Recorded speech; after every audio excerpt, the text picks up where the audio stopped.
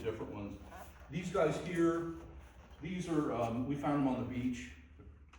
These are beach stones here. This one I can't remember. Cosette, you remember where this stone came from? That was in your pile.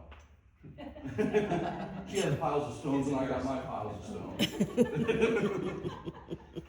And then these other guys, these are just coral rock or limestone rock that I got from the Keys. Now I brought this one. This is not really one for a tree, but it is one of the cooler stones with all the craggles, holes, and interest. So if you can find interesting stones, grab them. Okay.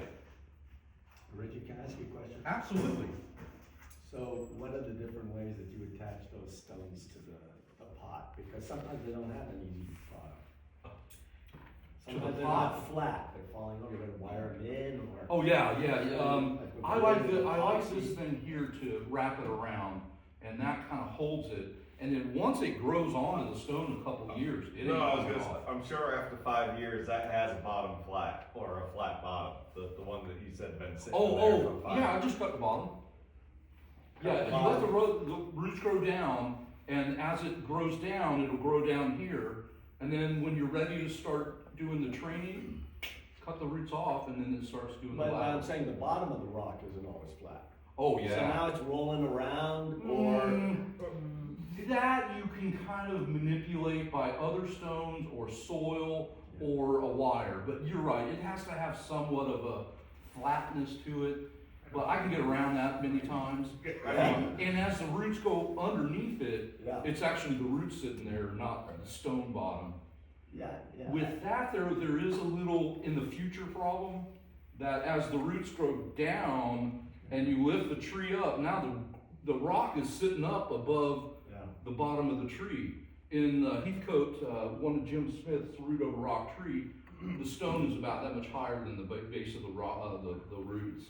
But it's just grown up and higher. The materials that you would use for this though should be able to lose the bottom 2 inches of a mature when you're doing your repotting. Oh, absolutely, I yeah. mean, you're using species that you can be a tad rough. Mm-hmm. I mean, when they do black pines, they do root over rock with black pines, so it's easy enough to do. And if the roots are not pliable, you just start with a younger species and let it take time to grow down over the rock. Roots always grow better when it's covered, so you got to kind of cover it over and hope for the best. You know what I did? I used a plastic disc Uh-huh. and then 2-part epoxy. I epoxy it onto the disc. There you And go. you can just run wire over the disc. Yeah. And it sits, that way you got control around Mhm. it. Sit. I I don't know if I've never tried it any other way. I just cut the wires off of this yesterday, but the wires were up and over the stone. Yeah. Yeah. Yes, ma'am. I just have a question. How do you clean the rock beforehand? Because I have rocks, but they have a lot of mildew on them. Got a hose? Yeah, That's it. I wouldn't use bleach or anything, because wouldn't it affect the plant then? No. And you know, mildews, and that lot. makes a white stone look more pretty. a drastic white stone is not terribly good in bonsai. You want something on the darker side. The darker the stone, the more interesting it looks. But here in Florida, we have all coral rock, which is white. If you give it time, it will bring out some fairly nice patina. Like, I mean, here, you've got some discoloration of the stone right here. But, you know, just a hose to wash it off. Bleach, if you're gonna put bleach, then you gotta make sure you wash it again so there's no bleach in there. These guys that come from here, they've been sitting out in our yard with rain on them for a couple of years, so there's no worries for salt water or salt on them. You know, in aquarium, where they use rocks, Mm-hmm. sometimes they talk a lot about the pH.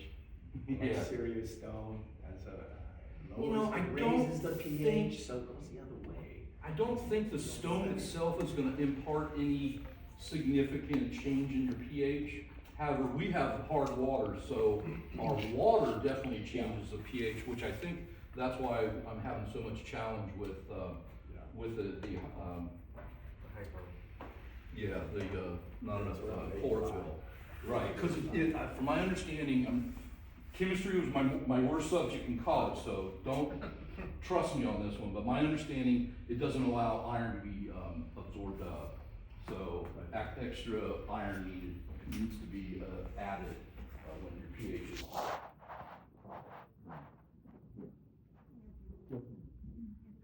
Aren't long enough to reach the soil, is it difficult to keep the roots moist so they'll You continue just to bury grow? it deeper.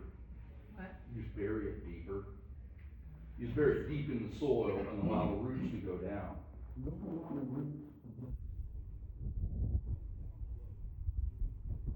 It's better when they're covered than when they're not covered.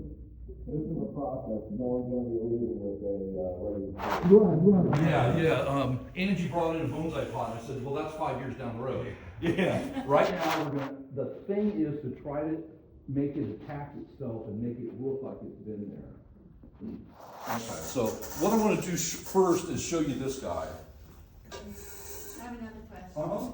So, what's a good way to promote the roots to grow long enough? Do you have to prepare the tree in that way Keep it in prior to? a deeper pot. Okay. The roots are just like roots, we're wanting them to go this way instead of that way. So what would you do in a normal bonsai pot just without root growth? Soak it in root tone. Grow out. Bingo, let it grow. Yeah, so this is stuff you let grow. We're not worried about the canopy right now, that's a couple years down the road. Now, if you want to pick branches, yeah, go ahead, but let those branches grow. Let me back up. If the branches get out of proportion to the trunk, then now you messed up and you're gonna have to lose that branch. So you gotta kind of think a little bit about this branch structure as you're letting things grow, but the idea is to let it grow wildly so it'll put out more roots. The more foliage that comes out, the more roots that grow. So that's a way to promote root growth, is let your foliage grow. It probably makes a difference whether the root's running wild from down low on your tree or up top. If it's up top, the whole thing's gonna be getting distorted and, but if it's a good place sacrificial branch, that's different. But Right. But sometimes if you see a 4-foot branch, it's like, it might be messing with your Yeah, your you plants. change the proportions, and you don't want to develop reverse taper as you're trying to develop the tree, because now that sets you back further as far as the development of the tree. It might have helped for the development of the roots grasping the stone, but it might have screwed you up for the development of the tree. All right, so this guy was done last year. Let me see what it looks like this year. So when you say your trees have been, like that one has been there 5 years, are you saying every year you take it out and look at it? No. Okay.